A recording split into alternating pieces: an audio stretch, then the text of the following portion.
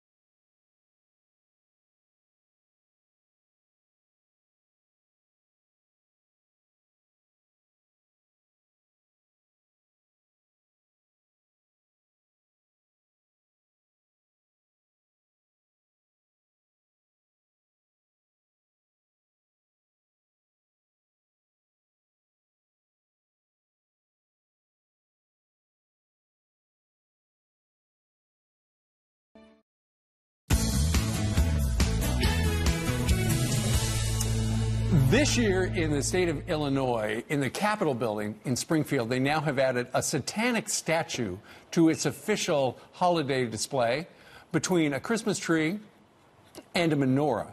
The sculpture, funded by the Satanic Temple of Chicago, depicts a hand holding an apple with a snake wrapped around it. Is political correctness taking over the Christmas season? Joining us right now to weigh in is the host of the Mike Slater Show. Mike Slater joins us from San Diego.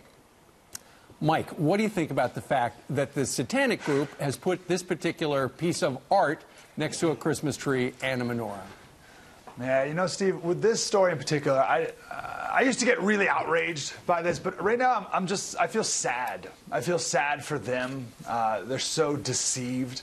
I think this is a sign of how prosperous we are here in America, where these people don't think they need God, and they get their kicks out of mocking God. They get their kicks out of mocking this religion and mocking Christmas in general. But I'll tell you, it's not going to affect my walk with God. It's not going to affect what happens inside my house. It's not going to affect what I teach my kids and the Bible. So I just feel sad for these people. A friend of mine just got back 2 days ago, got back from a Middle Eastern country. Right. And he had to go to underground churches where they had one Bible. And truly, if they got caught, they would be killed. So people over there aren't worshiping Satan openly. So it's a shame that Americans here are abusing the freedoms here when they could be worshiping God. Well, there in Illinois, the Secretary of State spokesman Dave Drucker said this: under the Constitution, the First Amendment, people have a right to express their feelings, their thoughts. This recognizes that. So clearly this organization is trying to provoke something. And I saw your expression. Yeah. It worked on you. All right. Meanwhile, let's talk a little bit about this. Out in Nebraska, I believe in the Omaha area, a grade school principal has banned candy canes because, you know, she says that J shape, forget about the fact that it was patterned after a shepherd's hook. The J stands for Jesus. So you can't do that there. Oh, my gosh, Steve. So here's the deal. The atheist progressive left, they will never stop, right? So it wasn't that long ago when they got rid of prayer in school. We got rid of the 10 Commandments in courtrooms. We got rid of all religious songs from school plays, and it's now not called Christmas anymore, right? So it wasn't that long ago. But they'll never stop. That's the point. They're now at the point where they've gotten rid of all this other stuff. Now they just have to make stuff up. I don't know of a single Christian who has ever thought of the candy cane as a religious symbol. I'll tell you, my church, we do not replace the cross with a candy cane every Christmas season. I've never heard of that, but they'll never stop. I'm amazed that they still play the Charlie Brown Christmas on TV, right? It's just a matter of time before they remove everything from our daily life. Here's the statement from the school district. The memo does not reflect the policy of Elkhorn Public Schools regarding holiday symbols in the school. And I think the teacher, the principal, is in hot water. So it looks as if they're dealing with it out in Nebraska. Mike Slater, always a pleasure. Sir, thank you very much. Have a nice weekend. Steve. All right. Thank you. All right, 10 minutes before the top of the hour. Coming up, Democrats getting started on their gun grab, as some have referred it, and may ban congressmen from carrying guns on Capitol Hill. A Republican here to respond with Brian next. Plus, John Rich is riding into the studio. The country music megastar will be here live. Well, I don't give a dang about nothing. I'm singing and bling blinging while the girls are